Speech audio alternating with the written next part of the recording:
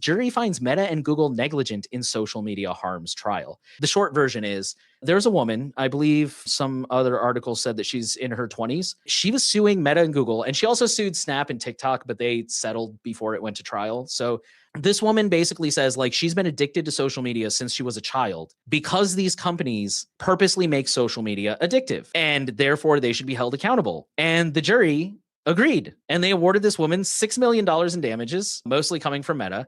For all of you who are thinking like, oh, $6 million, who cares? What matters is that this is now on record and this is now set a precedent. The fact that it holds these companies accountable and opens the door for so many more legal actions in the future on behalf of like everyone, I feel like, because who hasn't had a Facebook account or a YouTube account at some point?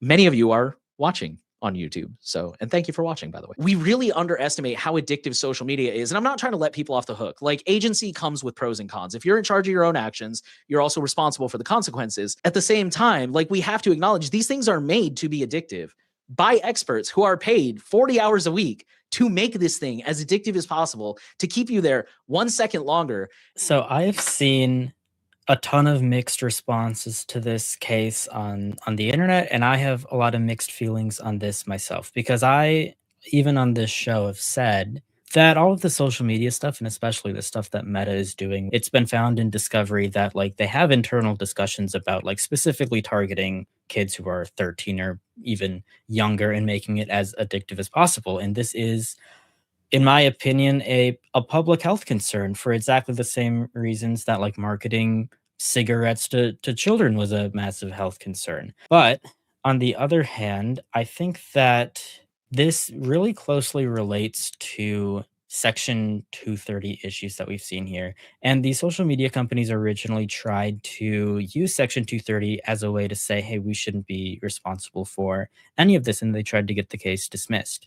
Thankfully, in this specific case, they chose not to address any Section 230 issues at all. In this case, did specifically focus on the design of these apps and kind of the algorithm that they're using and not on the content of these apps themselves. But I have a lot of fears here that this case will be used as a gateway to attack some of this Section 230 stuff, because I think it is not a stretch for a lot of these concerned parent groups or these conservative religious groups to say, hey, the algorithm on this app turned my child trans or gay or what have you, and they just blame the algorithm instead of the content, and it's a new approach to attack these companies. Or this could be used as an excuse to implement something like COSA or the repeal of Section 230 in the future. I think that the parallels here to the tobacco industry and how they were marketed to children, for example, are very apt here and they make a lot of sense. And that is a case where like regulation was needed. And I think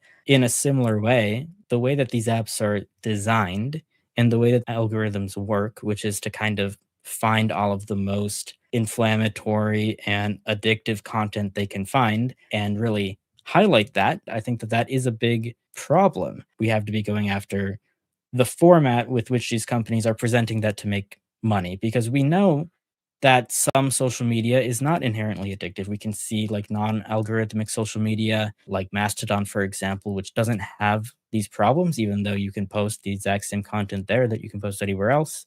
And we know that Facebook and other social media platforms like Twitter, they didn't used to be so bad until Twitter really started making very algorithmic timelines instead of just showing, you know, posts in chronological order from people that you follow. While they were designing this, they were intentionally trying to make their platform more addictive and more, I don't know, reactionary. I don't know the right word, but it was a way to get people to stick around on Facebook for longer and to more effectively sell ads, right? And I think that those motivations that these social media companies have is really at odds with how they sold these things to consumers. And that is a legitimate problem in deceptive marketing. There is really no place, I think, in our society and from these companies to be just completely deceptive to how they sell their products to consumers. And so, like, some restrictions here do make sense.